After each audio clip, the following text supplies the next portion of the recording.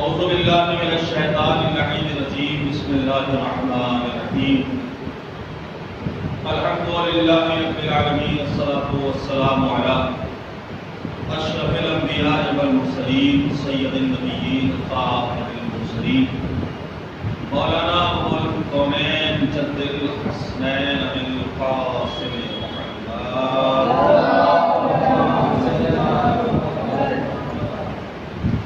وعلى آل بيته الطيبين الطاهرين المعصومين المظلومين ولعنة الله على أعدائهم أجمعين من الآن إلى قيام يوم الدين أما بعد فقد قال الله الحكيم في القرآن الكريم وهو أصدق القائلين وقوله الحق بسم الله الرحمن الرحيم فاذكروني أذكركم صلى الله عليه وسلم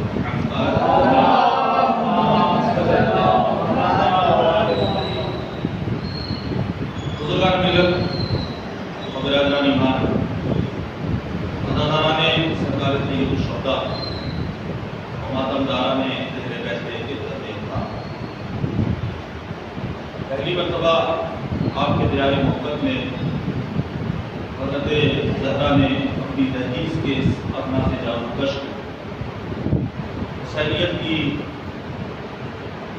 تبلیغ کے لیے، حسینیت کے پیغام کو پہنچانے کے لیے آپ کے روبرو حاضری کا شرف ادا کیا۔ اس سے پہلے نہ میں نے آپ کو دیکھا ہے اور نہ آپ مجھ سے پہلے کہ ذکر امام حسین کا ایک صدقہ یہ بھی ہے، میں کہاں کا رہنے والا، آپ کہاں کے رہنے والے، لیکن ابھی چند جملے بیان ہوں گے، چند فضائل کی کوششیں بیان ہوں گے، آپ مجھے جان جائیں گے، میں آپ کو پہچان جاؤں گا۔ اس ذکر کی ایک خوبی یہ بھی ہے خیال، اور ایک اور امتیاز یہ ہے کہ پہلی مرتبہ بعنوان خمسہ حضرت مسلم علیہ السلام کے حوالے سے، جو کوئی ایک میری سب جگہ ہوتی ہے، لیکن بعنوان خمسہ دو شہادتوں کو جمع کر کے ایک تو شہادت حضرت امام محمد باقر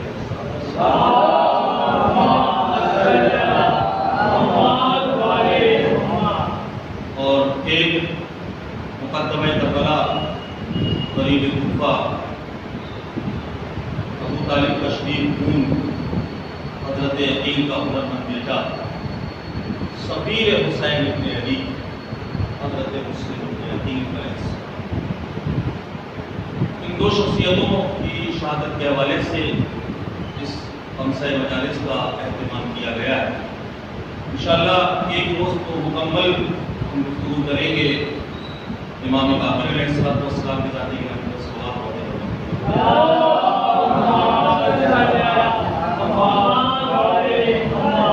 اور اس کے بعد 3 روز مسلسل گفتگو حضرت مسلم علیہ السلام کے حوالے سے دی۔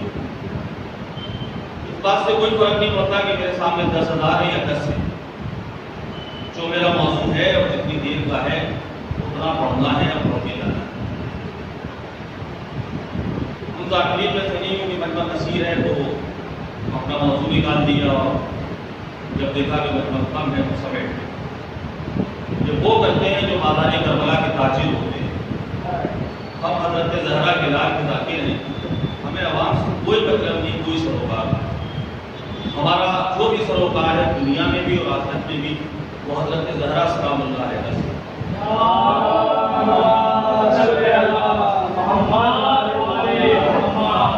ہمیں اپنی ڈیوٹی پوری ایمانداری سے انجام دینا ہے، جو بھی جزا و صلہ ہے دنیا کا بھی اور آخرت کا بھی وہ دینی سے دینا ہے۔ آپ سے بس توجہات کا تعلق ہے، آپ کو نہیں پتا کہ 1 گھنٹے کی مجلس میں کتنی کتابوں کا نچوڑ ہے جو آپ نے خدمت پیش کرتی ہے، اس لیے آپ بہت سن لیں۔ اور آج کل تو الحمدللہ یہ سوشل میڈیا ہے، اس کے ذریعے 10 لوگوں میں مجلس ہوتی تھی تو وہیں ختم ہو جاتی تھی، اب یہ مجلس ہزاروں لوگوں میں جائے گی اور لاکھوں لوگ اسے سنیں گے۔ تو بہرحال آج جو گفتگو ہے وہ شب جمعہ کے حوالے سے مجھے کرنی، وہ اس لیے کہ آج موجودی جمعرات، ایک تو یہ مہینہ ہی بہت عظیم ہے، حجۃ الحرام یہ بڑا عظمتوں والا مہینہ، اتنا عظمتوں والا مہینہ ہے کہ ہماری 3 عیدیں اسی مہینے میں، اور جو سب سے بڑی عید ہے جسے عید غدیر کہا جاتا ہے وہ اس مہینے میں شروع ہی ہوتا ہے اتنی مبارک تاریخ سے پہلی ذی الحجہ عقد حضرت زہرا و مولا کائنات علیہ السلام صلی اللہ علیہ وسلم۔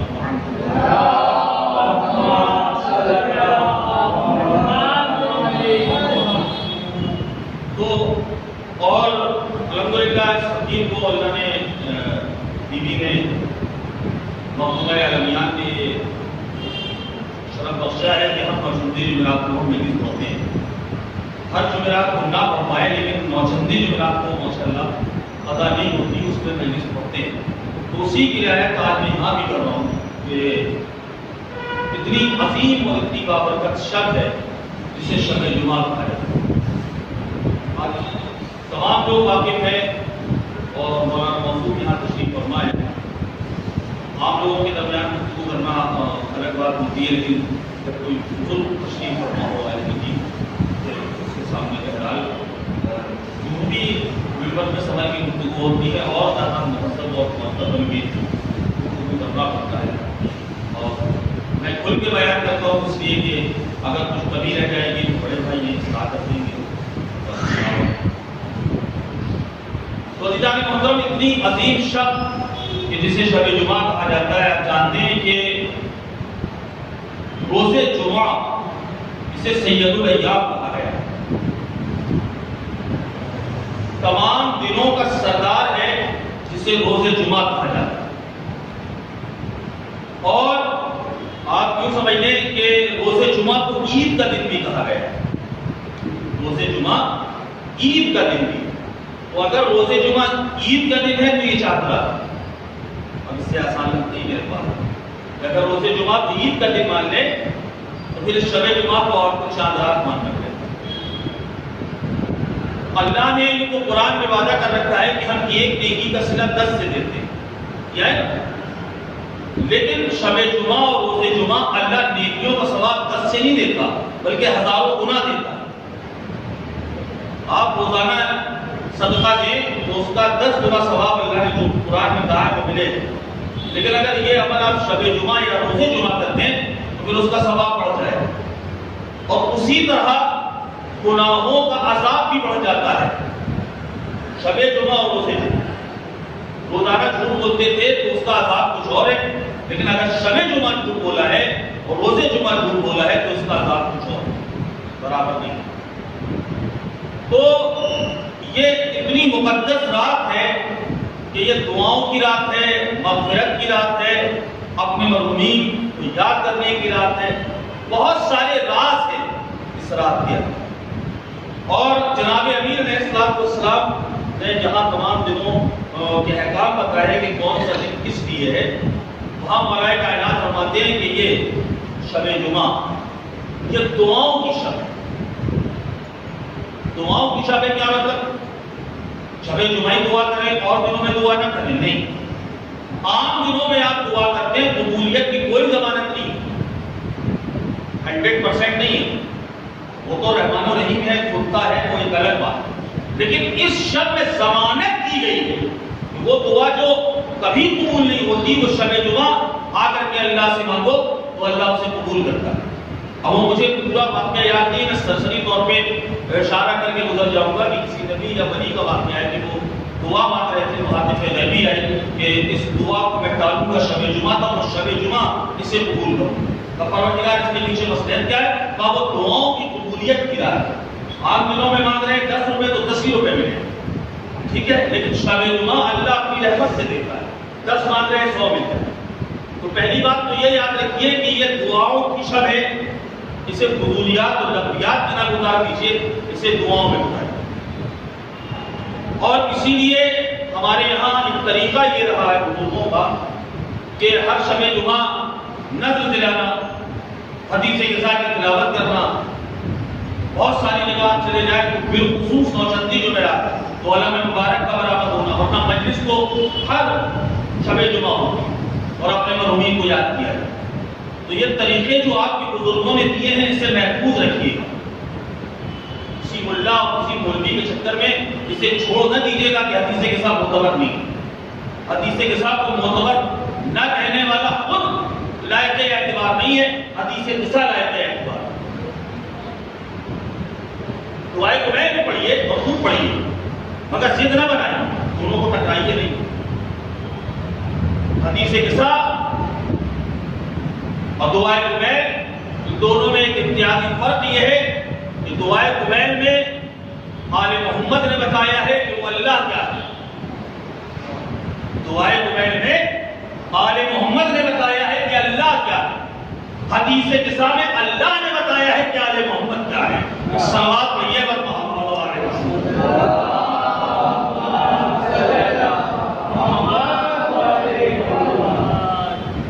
اور یہ تو مجلس امام حسین علیہ السلام کا اہتمام ہوتا ہے. اس کے پیچھے راز جانتے ہیں کہ یہ آپ کے بزرگوں نے کیوں دیا. اس کی وجہ یہ ہے فضان محترم کہ امام عصر اجل اللہ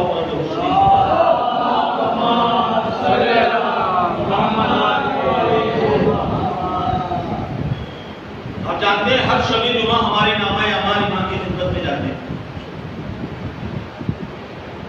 ان اللہ یرا ورسولہ والمؤمنون، بے شک اللہ تمہارے نامہ اعمال کو دیکھتا ہے، اللہ کا رسول دیکھتا ہے، اور اللہ کے کچھ خاص بندے ہیں جو تمہارے نامہ اعمال کو دیکھتے ہیں. یہ عقیدہ قرآن مجید کی اس آیت سے آیا کہ ہر شب جمعہ ہمارے نامہ اعمال امام کی خدمت میں جاتے ہیں. اور دوسرا یہ کہ امام کے سلسلے وار جو ہے وہ کس دن امام کہاں ہوتے ہیں پوری تفصیل ہے. میرا موضوع شب جمعہ ہے تو میں صرف شب جمعہ بیان کروں گا کہ ہر ولی، ہر نبی اور ہر معصوم سب موجود ہوتے ہیں شب جمعہ امام حسین علیہ السلام کی زیارت کے لیے کربلا میں.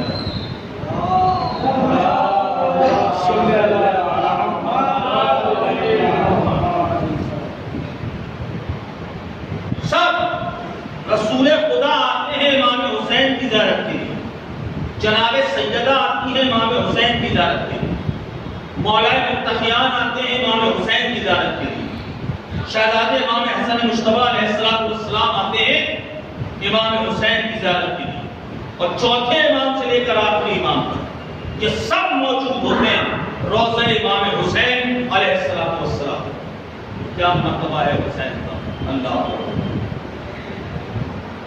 اور شاید یہی وجہ ہے کہ جان محترم کہ کربلا کی زمین کو جو اللہ نے تقدس دیا ہے، آپ روضہ رسول کی خاک اگر کھانا چاہیں تو حرام ہے، آپ نہیں کھا سکتے. رسول اللہ کے روضے کی خاک نہیں، جائز ہی نہیں ہے. مولا علی علیہ السلام کے روضے کی خاک نہیں کھا سکتے. جناب سیدہ کے روضے کی خاک نہیں کھا سکتے. شائز ہے تو فقط حسین ابن علی کے روضے کی خاک جسے اللہ نے خاک شفا بنایا. اس کے علاوہ اور کسی خاک کا استعمال کرنا جائز نہیں. تو میں یہ کہنا چاہ رہا تھا کہ سب موجود ہوتے ہیں روضہ امام حسین علیہ السلام پر، حتیٰ کہ آپ کے زمانے کا امام بھی موجود ہے. ہم تو کربلا جا نہیں سکتے، ہم تو ہندوستان میں آپ بھیونڈی میں بیٹھے ہوئے. اب کیا کریں؟ ہم کیا کریں؟ کہا تم مجلس حسین کرو، یاد حسین کرو، تصور میں کربلا کو لے آؤ. ہو بھیونڈی میں تصور یہ رکھو کہ ہم کربلا میں موجود ہیں. نیتیں تم بناؤ، اپنے آپ کو خالص تم بناؤ کہ ہم کربلا جانا چاہتے ہیں. نیت تم کرو گے، ارادے کو پورا حسین ابن علی کرے گا. اس ثواب یہ پر محمد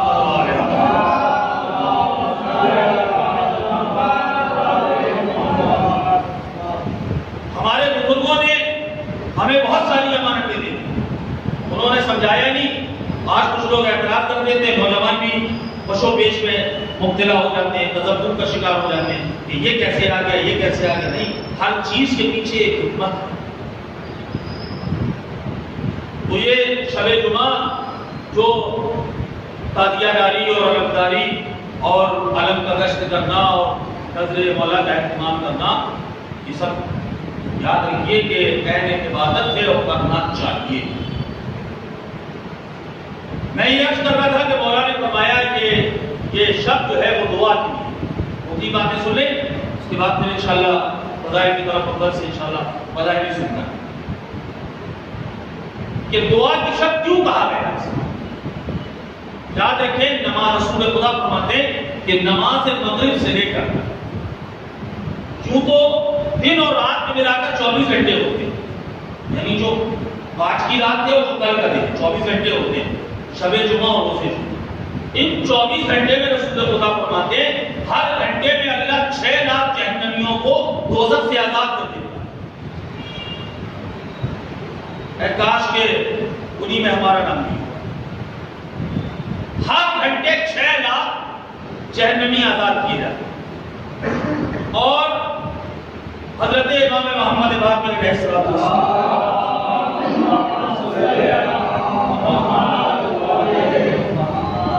مولا فرماتے ہیں کہ اللہ, میں نے کیوں کہا کہ یہ دعاؤں کی قبولیت کی شب ہے. عام دنوں میں کوئی گارنٹی نہیں ہے, لیکن اس شب کی گارنٹی کیا ہے؟ امام باقر فرماتے ہیں کہ نماز مغرب سے لے کر نماز صبح تک اللہ فرشتے کو بھیجتا ہے. ایک فرشتہ آتا ہے زمین پر, یہ ملک مقرب ہے, اللہ کی بہت خاص ہے, اور یہ آنے کے بعد پوری دنیا میں یہ صدا دیتا ہے کہ تمہاری کوئی ایسی حاجت ہے جو قبول نہیں ہو رہی ہے, لاؤ تم میرے پاس اپنی وہ حاجت لے کے جاؤ, میں اللہ کے پاس لے کے جاؤں گا. اللہ جو حاجت میرے ذریعے سے جائے گی اسے انشاءاللہ ضرور. تمہاری کوئی توبہ ہے, تمہارے یہاں کوئی مریض ہے, تمہاری کوئی اور حاجت ہے, بلاؤ اس سے دعا کرو.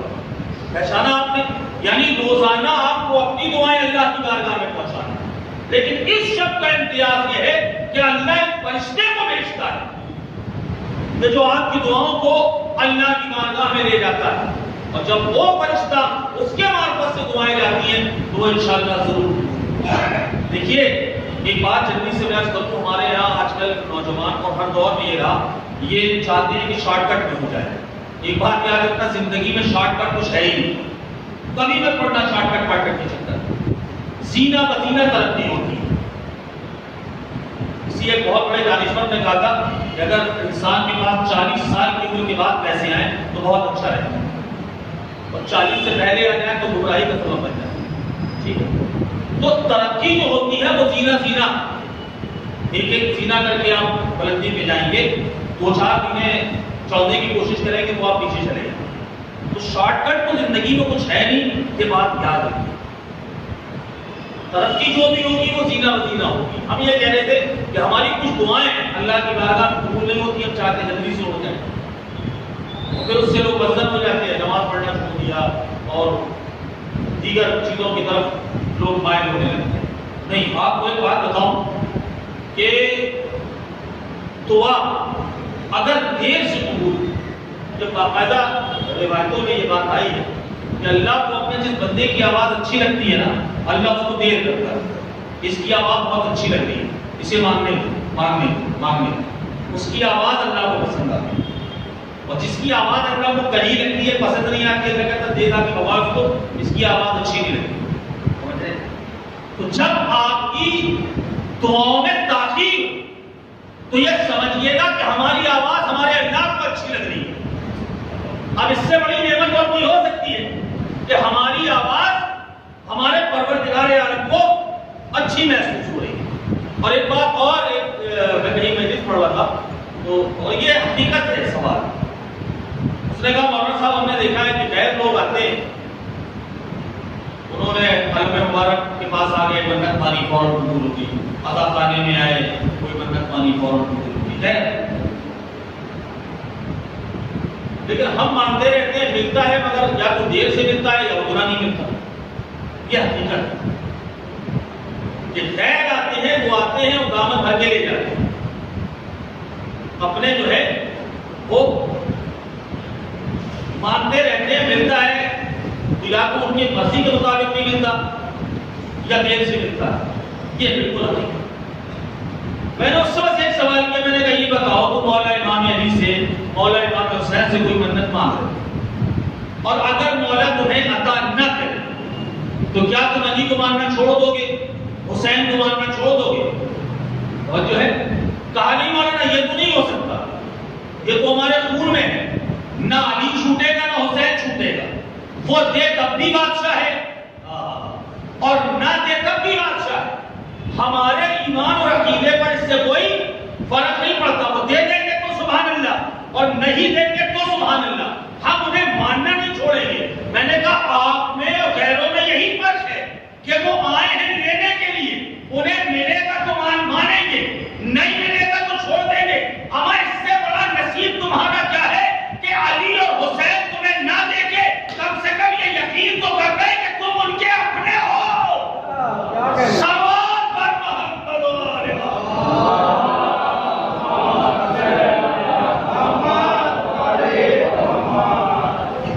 اس سے بڑا شرف کچھ ہو سکتا ہے کہ مولا حسین کو ہمارے اوپر اتنا بھروسہ ہے, جب دیں گے تب بھی مانیں گے, نہیں دیں گے تب بھی مانیں گے.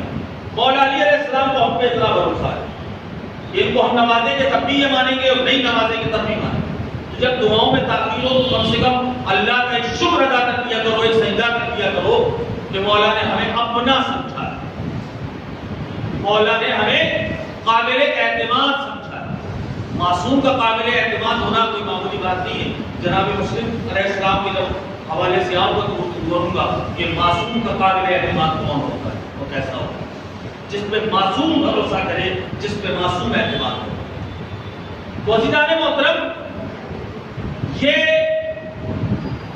شب جمعہ اس لیے بھی رکھی گئی کہ دیکھیے آج ہم اس دنیا میں زندہ ہیں, مرحومین چلے کل ہم نہیں.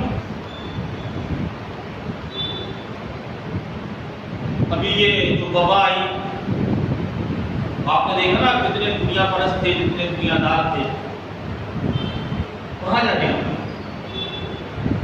زندگی پانی کا بلبلہ بن کے رہ گئی, جو بزرگ کہتے تھے وہ ہم نے دیکھ لیا. کوئی بھروسہ کب قوم کہاں چلا گیا. اس لیے جو سب سے اہم چیز ہے وہ یہ ہے کہ اپنے مرحومین کو یاد رکھا جائے. میں ایک روایت پڑھتا ہوں اور شیخ صدوق نے جامع الاخبار بڑے شد و مت کے ساتھ اس روایت کو لکھا. میں بالکل شارٹ کرتا ہوں. جمعہ کا دن تھا, حضور سرور کائنات مسجد تشریف فرما تھے, اصحاب کا مجمع تھا. اچانک دیکھا کہ نبی کی آنکھوں سے مسلسل آنسوؤں کی بارش شروع ہوئی. عشقیوں سے نبی رو گئے اور صحابہ نے اس سے پہلے کبھی نبی کو اس قدر گریہ کرتے ہوئے نہیں دیکھا. تو خبرا کہ انہوں نے پوچھا ماذا یبکی کا یا رسول اللہ, یا رسول اللہ کس چیز نے رلایا. تو نبی فرماتے تمہارے مردوں کی چیخوں نے مجھے رلایا, تمہارے مردوں کی چیخوں پکار میں. یا نبی اللہ ہم سمجھے نہیں کہنا کیا چاہتے ہیں. کہا ہر شب جمعہ اللہ روحوں کو آزاد کرتا ہے. آپ سمجھتے ہیں صرف شب برات آزاد ہوتی ہے, اس دن آپ حلوے پہ اور روٹی پہ نظر دے دیتے نہیں. ہر شب جمعہ اللہ روحوں کو آزاد کرتا ہے کہ جاؤ اپنے مرحومین سے, اپنے جو وارث ہیں ان سے کچھ لے کے آؤ, اور وہ جیسا دیں گے ہم ویسا تم پہ رحم کریں گے اور تمہیں معاف کریں گے. ابھی فرماتے ہیں کہ وہ جب جزا و قضا کرتے ہیں, گڑ گڑاتے ہیں, روتے ہیں. نبی کہتے ہیں اگر میں تمہیں سنا یہ تو رحمت للعالمین کا جگر ہے, یہ تو خیبر شکن کو اٹھانے والے حضرت مصطفیٰ کا جگر ہے, حبیب خدا کا جگر ہے کہ میں نے اسے سن بھی لیا, برداشت بھی کر لیا.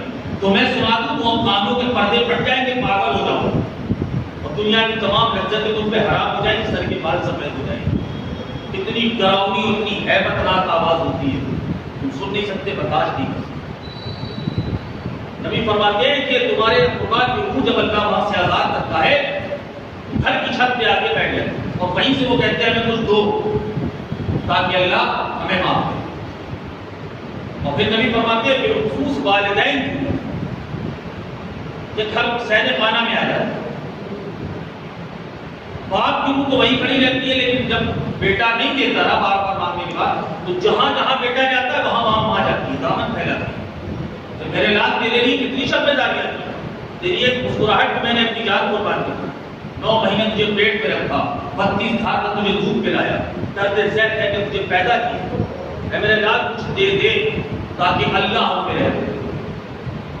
اور آپ کو بتاؤں جب آپ کچھ نہیں دیتے ہو نا تو وہ بد دعا کرتے ہیں اور بد دعا کرتے چلے جاتے ہیں. ایک بات جلدی سے عرض کر دوں, دیکھیے زندوں کی دعائیں اور بد دعائیں یہ بس مساوی ہیں، درمیانی،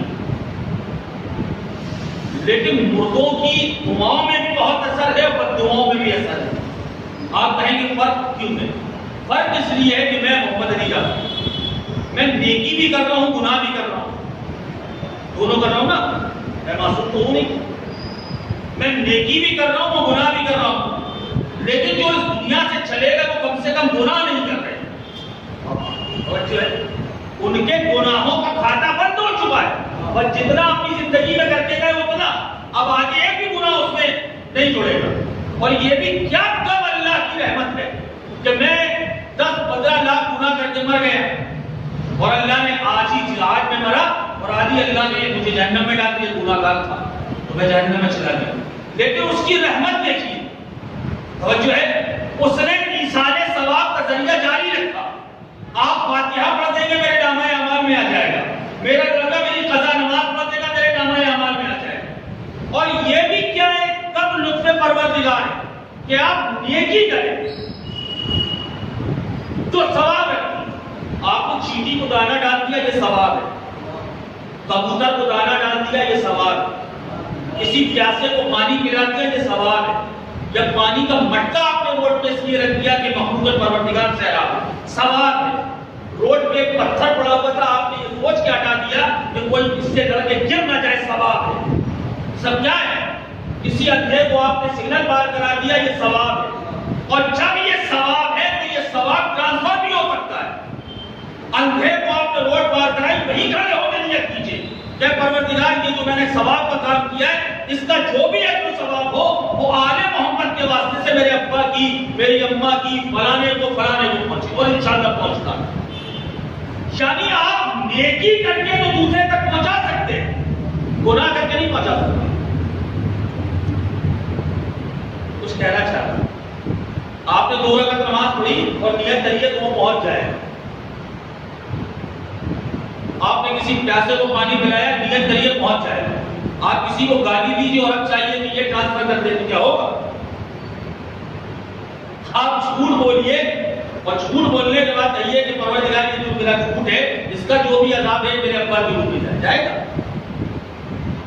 اتنا رحمان و رحیم ہے پروردگار، توجہ ہے کہ نیکی اگر تم کرو گے تو وہ تو وہاں تک چلی جائے گی، لیکن اگر تم کوئی گناہ ٹرانسفر کرنا چاہو گے تو گناہ ٹرانسفر نہیں ہوگا۔ ہمارے کسی ایک عالم دین سے کسی ایسے شخص نے جو نہ وسیلے کا قائل ہے نہ ایصال ثواب کے، اب آپ مجھ سے بہتر سمجھیں، ان سے بحث ہو رہی تھی۔ انہوں نے کہا صاحب کھانا تو یہی رکھا رہ جاتا ہے، فاتحہ یہی رکھی رہ جاتی ہے، تم کہتے ہو کہ مردے کو بھیج دیا، کیسے نہیں جاتا، نہ تمہاری فاتحہ جاتی ہے اور نہ تمہارا کھانا جاتا ہے۔ انہوں نے کہا نہیں جاتا، بہت سمجھایا، انہوں نے قرآن سے دلیلیں دی، حدیث سے دلیلیں دی، مگر وہ ماننے کے لیے تیار نہیں تھا۔ انہوں نے کہا اچھا یہ بتائیے آپ کے ابا زندہ ہیں؟ انہوں نے کہا نہیں، مرحوم ہو گئے۔ تو آپ کے دادا؟ اب وہ بھی مرحوم ہو گئے۔ تو ہمارا جو عالم دین تھا اس نے کہا آپ کے ابا پہ لعنت، آپ کے دادا پہ لعنت۔ وہ بھڑک کے کھڑا ہو گیا، لگے آپ کو میں عالم سمجھ رہا ہوں اور آپ میرے ابا پہ لعنت کر رہے ہیں، میرے دادا پہ لعنت کر رہے ہیں۔ تو انہوں نے کہا میرے بھائی مجھے لعنت کرنے دیجیے، آپ کا تو عقیدہ یہ ہے کہ پہنچتا نہیں ہے، نہیں تو اچھی بات ہے۔ اما جب آپ کا یہ عقیدہ ہے کہ فاتحہ نہیں پہنچتی تو لعنت بھی نہیں پہنچتی، تو آپ کو بھڑکنا نہیں چاہیے۔ آپ کا بھڑکنا بتا رہا ہے کہ میری لعنت پہنچی ہے، تو جس طرح میری لعنت پہنچ گئی اسی طرح میری فاتحہ بھی پہنچ جائے گی۔ ایک صلوات پر محمد و آل محمد۔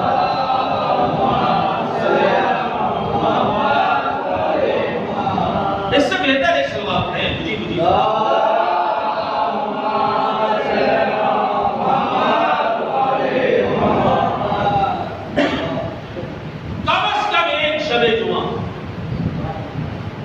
اس دن اپنے محبوبین کو یاد کیجیے، ایک شب رکھیے اپنے رب سے راز و نیاز کرنے کی، توبہ کریں۔ دروازے بالکل کھلے ہوئے ہیں اور نبی نے فرمایا کہ 6 لاکھ لوگ ہر گھنٹے کو شیرا۔ وسیدان محترم، محبوبین کو یاد کرنا اس قدر ضروری ہے اور جس میں بہت زیادہ زور بھی دیا جا رہا ہے، بالخصوص ہمارے والدین.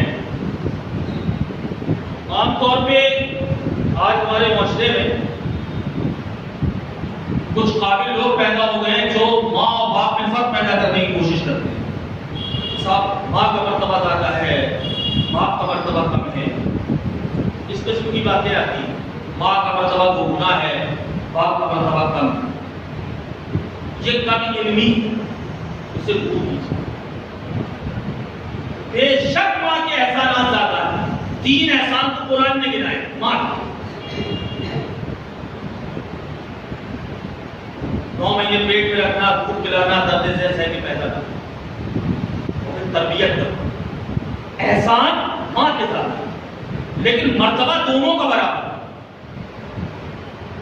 جو مرتبہ ماں کا ہے وہی مرتبہ باپ کا ہے، جو مرتبہ باپ کا ہے وہی مرتبہ ماں کا ہے.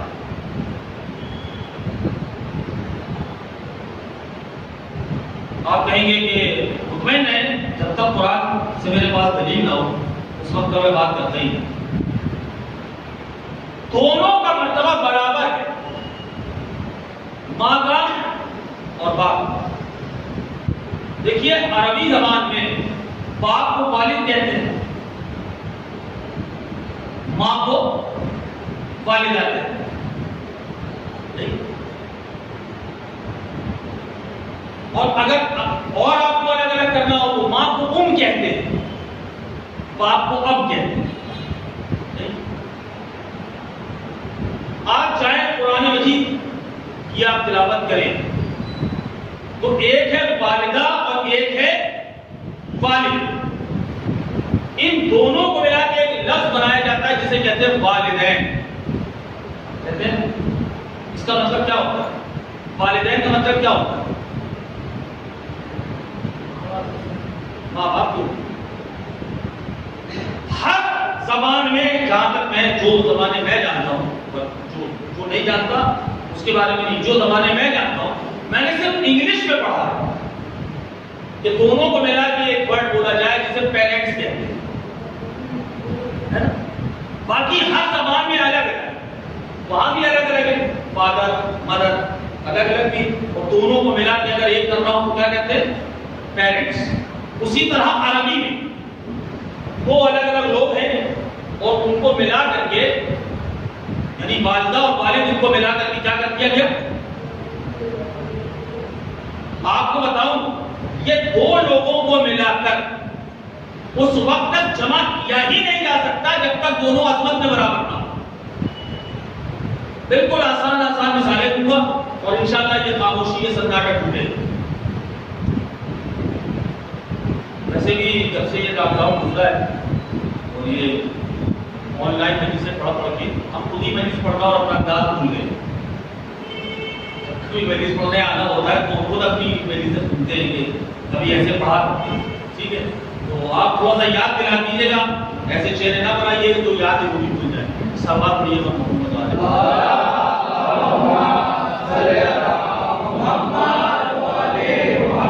چہرے کھلے کھلے تاکہ مجھے لگے کہ میرا جو کتاب ہے وہ آپ تک پہنچے. آپ کی سلوات ضروری ہے، سلوات آل محمد تک پہنچتی ہے. سب سے فقیر انسان وہ ہے جو سلوات پڑھنے میں کنجوسی کرے. ایک اور سلوات پڑھنے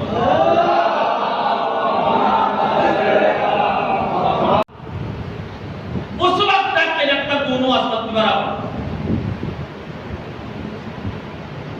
آپ دن میں کون سی نماز پڑھتے ہیں؟ آپ جلدی جلدی بولتے رہیں گے تو میں آگے بڑھتا ہوں. ظہر اور عصر ان دونوں کو ملا کے آپ کیا کہتے ہیں؟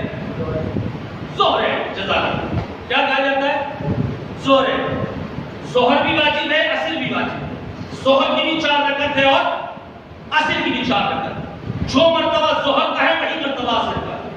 ٹھیک ہے، اس لیے دونوں کو ملا کے ایک لفظ میں کہا گیا ظہر ہے.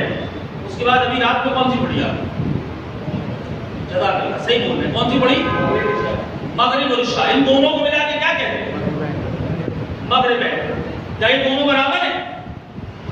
مغرب کی 3 رکعت ہے اور عشاء کی 4 رکعت. تمہیں ملا کیسے دیا؟ ملا اس لیے دیا کہ ولو مغرب کی 1 رکعت کم ہے یا عشاء کی 1 رکعت زیادہ ہے، مرتبے میں دونوں برابر ہیں. عظمت میں دونوں برابر ہیں، دونوں نمازیں واجب ہیں اور اللہ نے واجب کی ہے، تو رکعتیں نہیں دیکھی جائیں گی، مرتبہ دیکھا جائے گا۔ توجہ ہے؟ اب ایک آخری مثال دے رہا ہوں اور آپ کے چہرے نورانی ہو جانا چاہیے اور یہیں سے آواز گفتگو بھی ہو رہا ہے۔ امام حسن اور امام حسین، ان دونوں کو ملا کے کیا کہتے ہیں؟ حسنین۔ ملاتے اس لیے ہیں کہ جو مرتبہ حسن کا ہے وہی مرتبہ حسین کا ہے۔ صلوات بر محمد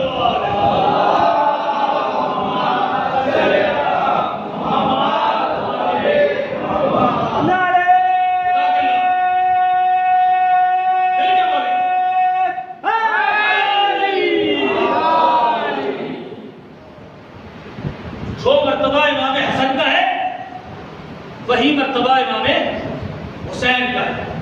حسین کو بڑا کیجئے تو حسن بنتا ہے، حسن کو چھوٹا کر دیجئے تو حسین بنتا ہے، فرق کچھ نہیں، اس لیے دونوں کو ملا کر ایک کیا۔ ایک دلیل تو یہ کہ دونوں کو ملا کے ایک کرنا والدین کہنا اس بات کی دلیل ہے کہ دونوں مرتبے میں برابر ہے اللہ کے نزدیک۔ اب جس کی جتنی ڈیوٹی ہے، جتنی خدمت ہے، اس احسان کا بدلہ اللہ دے گا۔ آپ کو ماں ایک قطرے شیر کا حق ادا نہیں کر سکتے، کوئی بھائی کا درد نہیں کر سکتے۔ اپنی کھال کی ایک چھٹی بنا کے اپنے ماں باپ کو پہنا دو گے نا، پورا واقعہ ہے بھائی، اپنی حیرت سے کیا دیکھ رہے ہیں؟ ایک شخص آیا تھا رسول اللہ کے، یا نبی اللہ میرے ماں باپ 20 سال سے اور بیٹھ گئے، سب کچھ بستر پہ، 20 سال میں نے بھی اپنی آنکھوں سے دیکھے ایسے کچھ ایک بیٹے جو اپنے باپ کو بستر پہ سب کرا تھے، میں نے دیکھے۔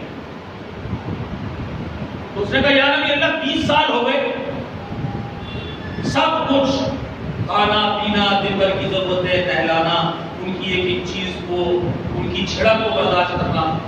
بڑے لوگ جو ہوتے ہیں تھوڑے سے مائنڈ بھی کمزور ہو جاتا ہے نا، ذرا سی بات پہ ضد کرتے ہیں، وہ کسی کی کرتے ہیں، پورا بچہ برابر۔ یا نبی اللہ 20 سال سے جیل رہا، اب تو میں سمجھتا ہوں میں نے اپنے ماں باپ کا حق ادا کر دیا۔ جواب سنو گے نبی؟ نبی کہتے ہیں وہ ایک لقمہ حلال جو تمہارے باپ نے تمہیں کھلایا تھا، ابھی اس کا حق ادا نہیں ہوا۔ وہ ایک شیر کا قطرہ، پورا گھونٹ نہیں، ایک قطرہ جو ماں نے تمہیں اپنے سینے سے لگا کے پلایا تھا، ابھی تو اس کا حق ادا نہیں ہوا۔ بھڑک کے کھڑا ہو گیا، یا نبی اللہ یہ کون سی بات ہے؟ جو کچھ انہوں نے میرے بچپنے میں کیا وہی تو میں کر رہا ہوں، میں 20 سال سے کر رہا ہوں، انہوں نے تو اتنا نہیں کیا ہوگا۔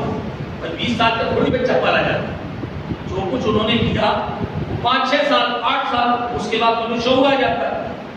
میں تو 20 سال سے سب کچھ کر رہا ہوں، ساری وراثت دھو رہا ہوں، اور آپ کہہ رہے ہیں کہ ایک قطرے شیر کا حق ادا نہیں ہوا، ایک لقمے کا حق ادا نہیں ہوا۔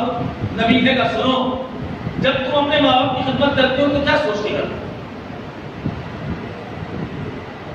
تو یہ سوچ کے کرتا ہوں کہ ان کی زندگی کے آخری مرحلے ہیں، پتہ نہیں کون سی رات میں سوئے تو اٹھے نہیں، تو بھیا ان کی خدمت کرو، انہیں راضی کرو۔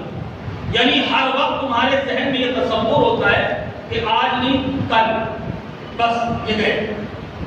یعنی ہر وقت تم ان کی موت کا تصور دماغ میں رکھتے ہو اور ان کی خدمت کرتے ہو کہ ان کے مرنے سے پہلے راضی کر لیں۔ کہا بس تمہاری نیت میں اور ان کی نیت میں فرق یہی ہے کہ تمہاری نیت میں ان کی موت ہوتی ہے اور ماں باپ کی نیت میں بیٹوں کی زندگی ہوتی ہے۔ صلوات بر محمد۔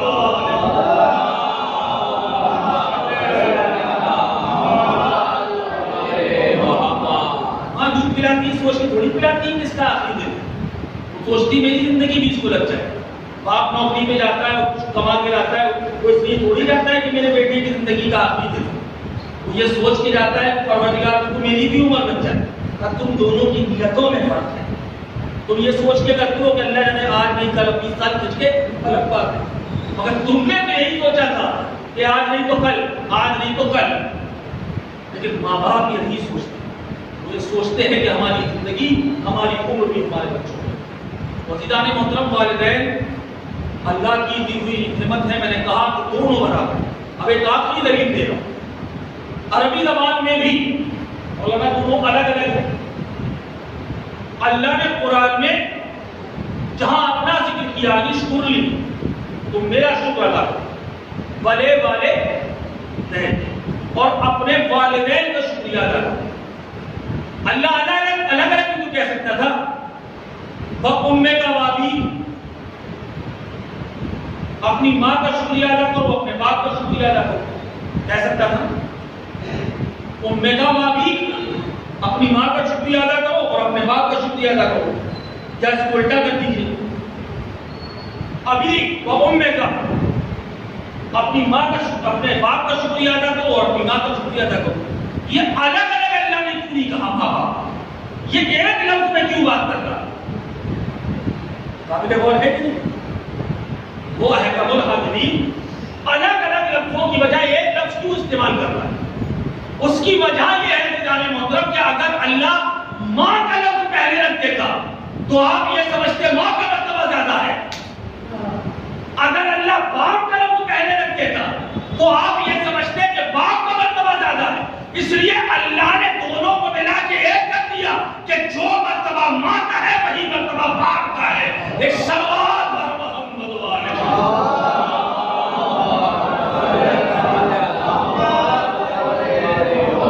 اس سے بہتر ایک سوال محمد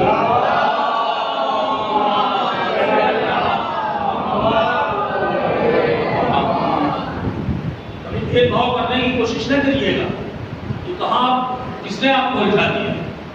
آپ کو پتا ہے اللہ نے والدین کی روح کو یہ حق دیا ہے کہ وہ وہاں سے آپ کو آپ کر سکتی ہے، جی ان کی روح کو بھی پابند ہے، اور خود امام سے مروی ہے کہ بروز قیامت کچھ ایسے بچے ہیں جنہیں ماں باپ نے دنیا میں آپ کر کے گئے ماں، مگر اللہ انہیں اپنی رحمت سے معاف کرے گا، جنت میں ڈالے گا۔ کچھ ایسے جنہیں دنیا میں ماں باپ نے آگ نہیں کیا مگر اللہ بروز حشر انہیں آگ کر کے جہنم میں ڈالے گا۔ کسی نے پوچھا مولا صوفی کا فلسفہ کیا بھئی آپ تو ماں باپ کو اختیار نہیں دے رہا تھا، اور جب اختیار دیا ہے تو اس کی رعایت کرنا تھا۔ جب ماں باپ نے آپ نہیں کیا تو اللہ کرنے والا کون ہوتا ہے؟ اور جب ماں باپ نے آپ کر دیا تو اللہ بخشنے والا کون ہوتا ہے؟ سوال ہے۔ مولا نے کہا اصل میں اس کے پیچھے کا فلسفہ یہ ہے، ایک بیٹا تھا، میں آسان کر رہا ہوں تاکہ میرے بچے بھی، ایک بیٹا تھا، اس نے کبھی اپنے ماں باپ کی طرف نہیں دیکھا، کبھی کوئی خدمت نہیں کی، کچھ نہیں لیا دیا، کوئی حسن سلوک نہیں کیا ماں باپ کے ساتھ۔ جب مر گئے ماں باپ اب احساس ہوا کہ میں نے گویا کیا،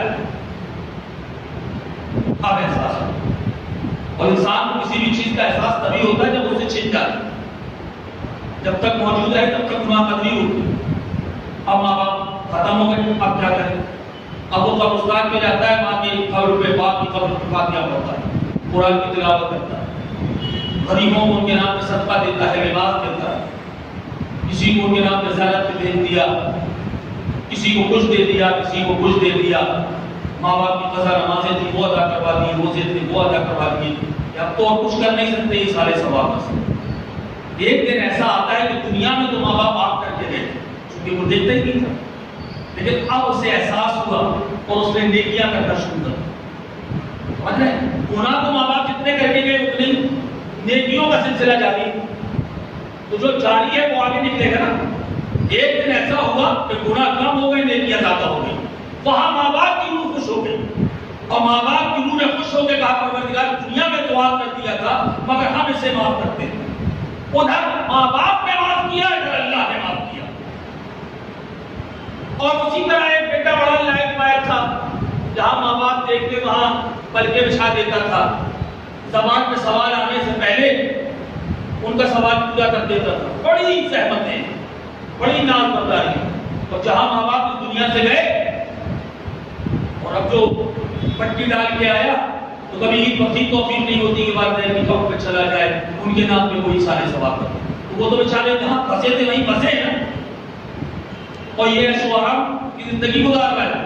تو والدین نے وہاں سے والدین کی روح نے اسے آپ کر دیا کہ پروردگار میں اسے آپ کرتا ہوں، اور جہاں والدین نے آپ کیا ادھر پروردگار عالم نے آپ کیا۔ عزیزان محترم اپنے والدین کے لیے، اپنے مرحومین کے لیے ایصال ثواب کرتے رہیے. یہ نہ سوچیے گا مر گئے تو چلے گئے. ایک بات بہت جلدی سے، اپنے ماں باپ کو کبھی مرنے نہیں بنتے. جب تک زندہ ہیں ان کی خوب اطاعت کرو، خدمت کرو. یہ اللہ کا دیا ہوا خزانہ ہے، اس کی قدر کرو قبل اس کے کہ یہ زمین میں دوبارہ دفن ہو. ایک بار چلا گیا تو ملنے والا نہیں. وزیران محترم بڑے مرتبے رکھے ہیں اللہ. اب تھوڑا سا آ جائیں میں چلوں فضائل کی طرف. باپ کے اللہ نے بڑے مرتبے رکھے. ایک تو بھی آپ نے سن لیا کہ باپ کی روح کو یہ حق اللہ نے دیا کہ وہ اپنے بچوں کو آپ کر سکتا ہے، اور اگر وہ آپ کر دے تو پھر بوئے جنت خراب ہو جائے گی. یاد رکھیے گا، چاہے نمازوں کا انبار ہو، چاہے روزوں کا انبار ہو، چاہے حج کا انبار ہو، کتنی بھی نیکیاں کی ہیں مگر آپ کے والدین ہیں تو معصوم نے ضمانت لی ہے، بوئے جنت سونگ نہیں سکتا. اور تو عزیزان محترم جب ایک عام باپ وہ آپ کر کے جاتا ہے تو بیٹا بوئے جنت نہیں سن سکتا. اب رسول اللہ کی ایک حدیث پڑھوں، تھوڑا سا ٹیسٹ آپ کو آ جائے اور پھر میں مسائل کی طرف چلوں. نبی نے فرمایا انا و علی ابا ہذہ الامہ، میں اور علی اس امت کے باپ ہیں. یہ سوال تو یہ بتا محمد والے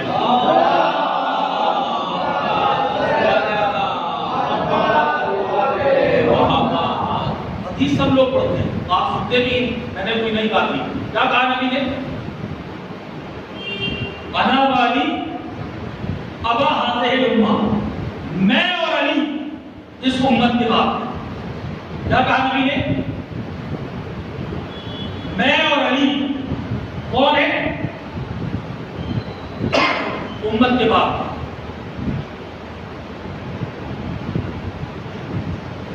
آپ بھی جا کے کسی شخص سے پوچھیے کہ تمہارے کتنے ابا ہیں، پوچھ کے دیکھیں. اس کے بعد حشر کیا ہوتا ہے یہ مجھے آ کے بتائیے. آپ پہنچ نہیں رہے کہاں تک میں پہنچنا نہ چاہتا. آپ کسی سے پوچھئے تمہارے ابا کتنے ہیں، وہ کہے گا تمہارے کا ابا ہوں گے. عام آدمی کا ایک ہی باپ ہوتا ہے. دنیا کی سب سے بڑی گالی یہ نہیں ہے کہ آپ یہ کہیں تمہارے 2 باپ ہیں 4 باپ ہیں. سب سے بڑی گالی یہ نہیں. اب نبی کیا کہہ رہے ہیں؟ میں اور علی اس امت کے باپ. یا نبی اللہ باپ 2 نہیں ہوتے، ایک ہی ہوتا ہے. تھوڑا سا بیدار ہو. اب میں آپ کے رخ پہ آتا ہوں. باپ 2 نہیں ہوتے، باپ ایک ہوتا ہے. تو یا نبی اللہ یہ کہنا کیا چاہتے ہیں؟ یا تو آپ اپنے آپ کو باپ کہیے کہ میں اس امت کا باپ ہوں، یا جناب امیر کو کہیے کہ علی اس امت کے باپ ہیں. یہ دونوں اس امت کے باپ کیسے ہو گئے؟ نبی کہیں کہ سنو یہ گالی نہیں ہے، یہ انعام ہے. میں نے کہا یا نبی اللہ کیسے انعام ہے؟ کہا اگر میں تنہا اپنے آپ کو کہہ دیتا کہ میں اس امت کا باپ ہوں تو میرے انتقال کے بعد یہ امت یتیم ہو جاتی. میرے انتقال کے بعد یہ امت یتیم ہو جاتی. اسی لیے میں نے کہا میں اور علی اس امت کے باپ ہیں. یعنی میں نہ بھی رہوں تو علی تمہیں یتیم نہ ہونے دیں گے، علی نہ رہے تو حسن تمہیں یتیم نہ ہونے دیں گے، حسن نہ رہے تو حسین تمہیں یتیم ہونے نہ دیں گے. صلوات بر محمد و آل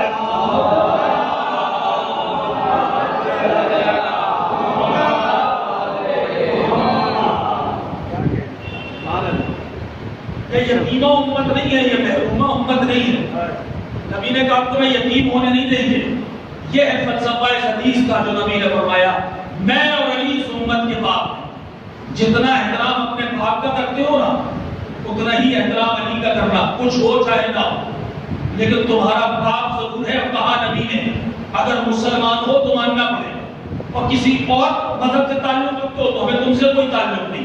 لیکن اگر مسلمان ہو، مصطفیٰ کو اللہ کا آخری رسول مانتے ہو، یہ مانتے ہو کہ مصطفیٰ وہی کہتے ہیں جو وحی الہی کہتی ہے، یعنی مصطفیٰ اپنی مرضی سے کلام نہیں کرتے، جو اللہ کی وحی کہتی ہے وہ مصطفیٰ کہتے ہیں. تو اب مصطفیٰ کہہ نہیں رہے، کہلوایا جا رہا ہے. یا نبی اعلان کیجئے کے بعد نبی نے اعلان کر دیا عزیزان محترم باپ کی اپنے کچھ حقوق ہیں جو عام طور پہ بیان نہیں ہوتے. ایک بات بتاؤ کسی مسلمان کے لیے یہ جائز نہیں کہ وہ اپنے باپ کے مقابلے میں جنگ کرے چاہے باپ کافی بھی کیوں نہ ہو.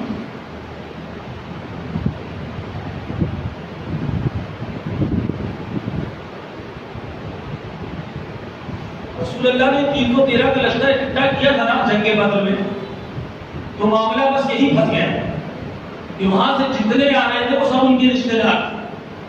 یہ ان کو پہچانتے تھے وہ ان کو پہچانتے تھے. قبیلہ تو ایک تھا. اب یہ تلوار چلائے بھی تو کیسے چلائے؟ وہاں تلوار بس ایک میں چلائی جس کا نام ہے علی ابن ابی طالب. نہیں آپ متوجہ ہو تلوار فقط علی کی چلی. تو اب مجھے یہ بتاؤ جس طرح یہ عام مسلمان جو بھی ابھی کلمہ پڑھ کے آئے تھے اپنے اپنے رشتہ داروں کو دیکھ کے رک گئے لیکن علی نے تلوار کیوں نہ روکی؟ توجہ ہے علی نے تلوار کیوں نہ روکی؟ علی تلوار کیوں چلاتے چلے گئے؟ اس کا مطلب یہ کہ وہاں سے جتنے آئے تھے ان میں سے کسی کا تعلق نہ علی سے تھا نہ ابو طالب سے تھا. تلوار پڑھیے گا محمد علیہ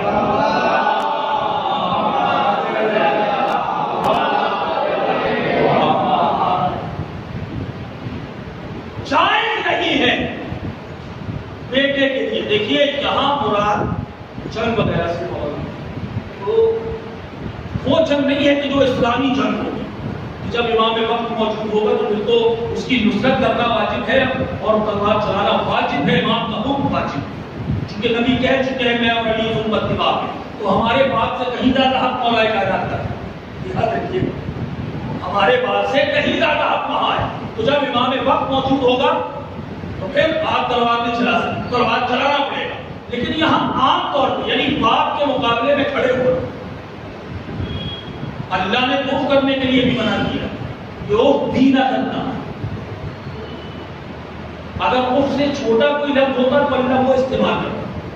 ٹھیک ہے تو ایک عام باپ کے لیے بیٹے کے لیے جائز نہیں ہے کہ وہ اس کے مقابلے میں آ جائے اس کے مقابلے میں جنگ کرے. یعنی اگر تمہارا باپ کہیں کھڑا ہے توجہ ہے تو پھر تمہیں مقابلے سے ہٹنا پڑے گا اور اگر اس سے مقابلہ کرتے ہو تو پھر اسلام کی نظر میں تم مسلمان نہیں رہ جاتے. توجہ ہے اب عزیزان محترم علی ہے امت کا باپ. توجہ ہے جنگ جمل میں بھی علی کھڑا ہے باپ کی حیثیت سے. جنگ صفین میں بھی علی کھڑے ہیں باپ کی حیثیت سے. تو اب اس کا مطلب یہ کہ وہاں سے جو بھی آ رہا ہے وہ اپنے باپ کے مقابلے میں آ رہا ہے اور اپنے باپ کے مقابلے میں آنے والا کچھ اور تو ہو سکتا ہے مسلمان نہیں ہو سکتا. صلوات بر محمد علیہ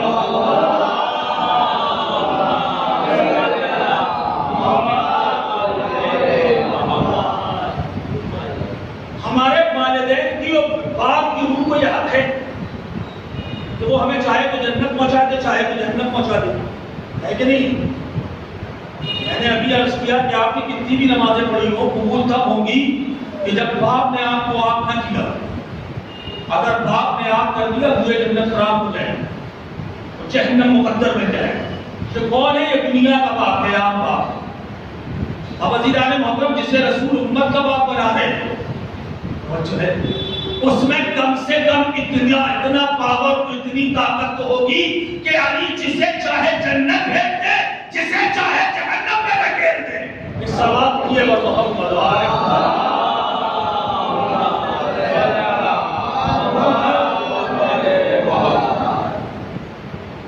اسلامی نقطۂ نظر اور اسلامی قانون کے لحاظ سے ایک تو یہ کہ بیٹے کے لیے یہ جائز نہیں ہے کہ وہ اپنے باپ کے مقابلے میں جنگ کرے یا جنگ کے لیے آئے.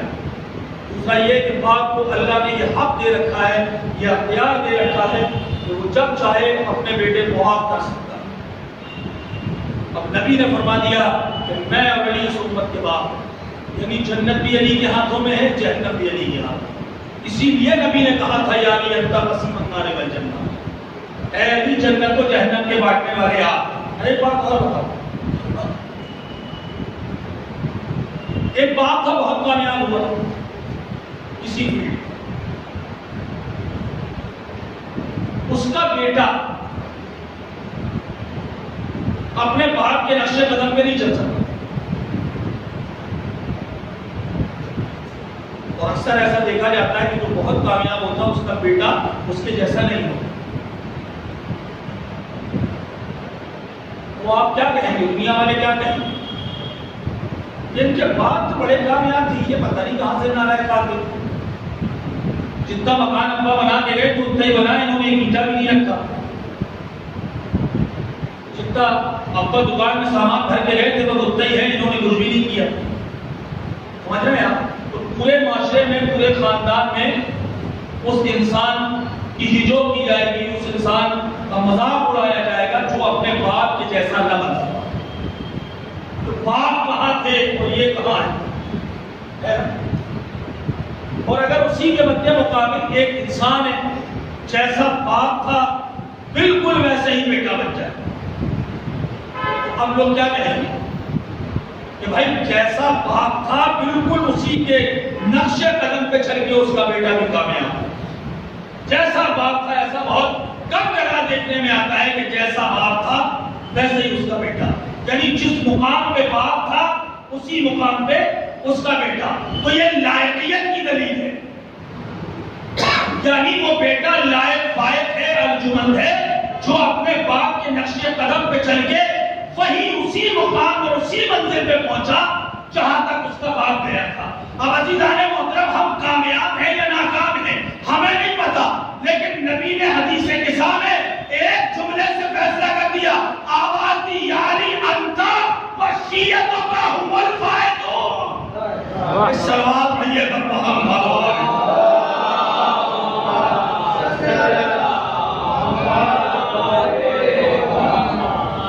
جعلی آپ اور آپ کے شیعہ کامیاب۔ اب جب نبی نے کہہ دیا ہمارا انجام جہاں علی ہے وہاں، جو علی کا مسکن ہے، جو علی کی آماج گاہ ہے، جو علی کی رہائش گاہ ہے، جو علی کا مقام ہے، جہاں علی وہاں، یہ نبی کریم نے ایک ضمانت دی ہے کہ یعنی آپ اور آپ کے شیعہ کامیاب ہیں۔ جب نبی نے کہہ دیا کہ کامیاب ہیں پھر اس کا مطلب یہ کہ گناہ ہے۔ عزیزان محترم، کبھی نہ بھولیے گا ماں باپ کے احسان کو، یہ فرش عزا امانت ہے شہزادی کی، اس کی حفاظت کیجیے، یہ کوئی رسم نہیں ہے، اس کو رسم بنانے والے خود رسم بن گئے ہوئے ہیں۔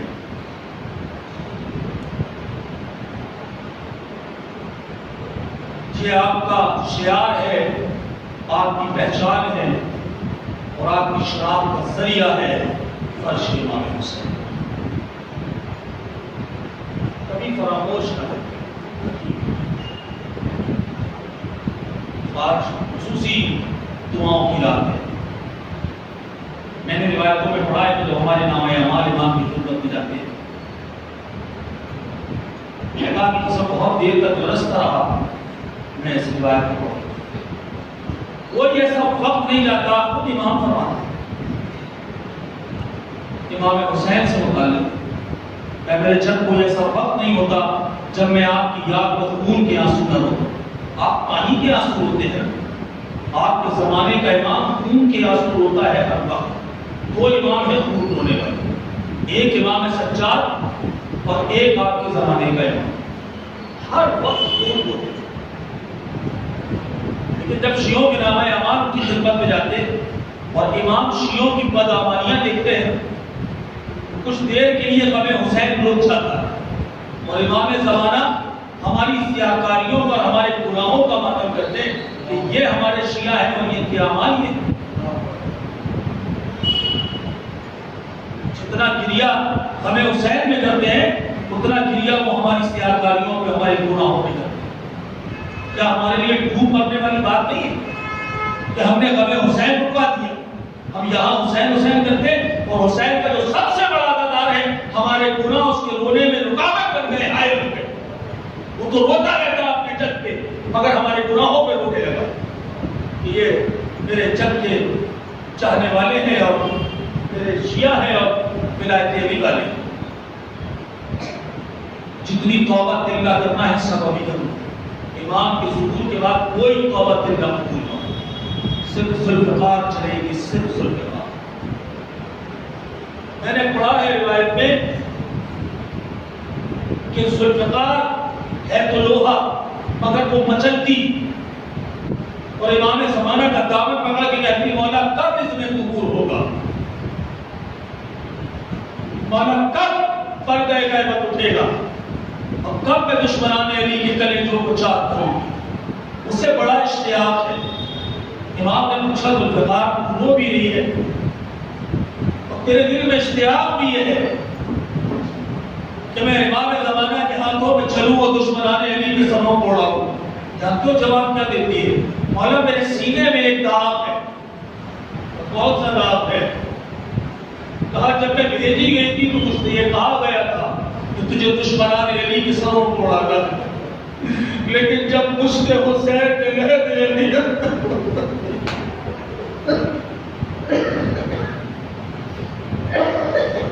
اجرکم اللہ, خدا کسی غم میں نہ رلائے سوائے غم مظلوم کربلا.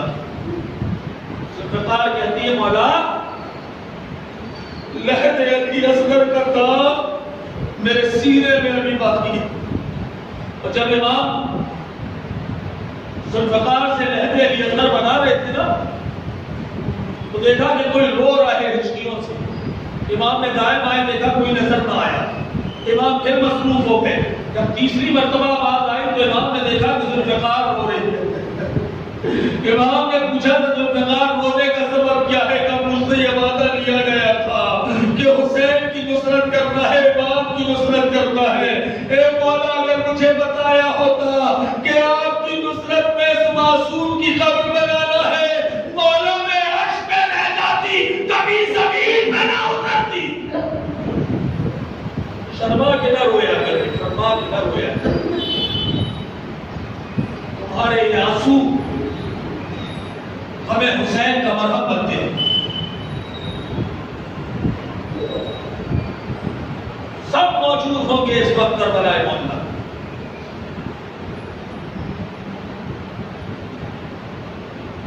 ہندوستان کے ایک صاحب کا واقعہ ہے, وہ 30 سال ذریعے امام حسین میں رہے. 30 سال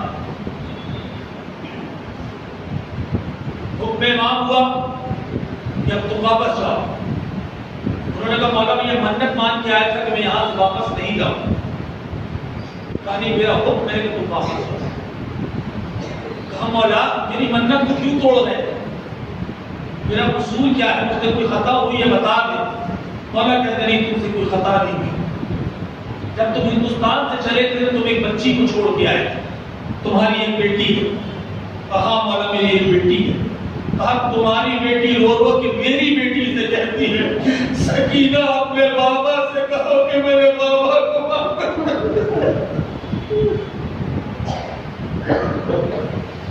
جزاک اللہ. اے سکینہ اپنے بابا سے کہیے کہ میرے بابا کو واپس کر دے. تو میں تمہیں کہتا ہوں کہ تم واپس جاؤ. جب وہ آئے تو کسی نے ان سے پوچھا تھا, باقاعدہ کتاب میں انہوں نے لکھا کہ آقا 30 سال رہے روضہ امام حسین پہ, عجیب کیا دیکھا. کہا میں نے روضہ حسین پہ بیٹھ کے کبھی کسی نقاب پوش معظمہ کی زیارت کی, کبھی رسول خدا کی, جناب امیر کی, سب باتیں مولا حسین کے روضے پر. سنیے گا ان آنسوؤں کی قیمت کیا ہے. انہوں نے کہا کہ جب میں شروع میں گیا تو میں خوب نمازیں پڑھتا تھا, پوری مذاہب کو ابرار لے جاتا تھا, زیارتیں پڑھتا تھا, نمازیں پڑھتا تھا. جب کچھ سال گزر گئے, کچھ ایک دن میں شب میں بیٹھا ہوا روضہ حسین پہ دعا پڑھ رہا تھا کہ ایک بطور روضہ حسین سے آواز آئی, یہ کیا کر رہا ہے؟ ہمیں درس ہے. میں نے کتاب بند کی, درس کی تعظیم بھی کی, پڑھا ہوا. دائیں بائیں دیکھا, مجھے کچھ سمجھ میں نہیں آ رہا. کہا میں تمہارا مولا حسین تمہیں آواز دے رہا ہوں, کیا کروں. زیارت پڑھی, السلام علیکم یا ابا عبداللہ, ابا عبداللہ آپ کے سلام. ہم مولا میں یہ زیارت پڑھ رہا ہوں.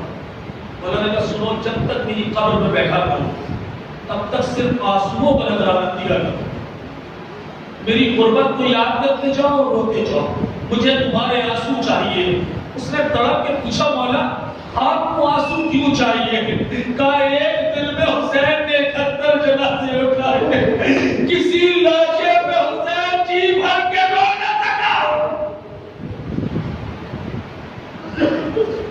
لہذا جب تک میری قبر پہ بیٹھا کرو تب تک میری غربت کو یاد کرتے رہو، آنسو بہاتے رہو۔ اسی لیے امام نے آپ کو یاد کیا تھا اپنے شیعوں کو، اے سید سجاد مدینے میں جو میرے شیعہ ہیں ان کو میرا سلام کہنا اور ان سے کہنا جب ٹھنڈا پانی پینا تو میری پیاس کو یاد کر لینا، اور جب کسی غریب و مسکین کا حال سننا تو میرے حال پہ آنسو بہا دینا۔ شمر کا خنجر تھا، حسین کا سوکھا گلا، انا للہ و انا الیہ راجعون۔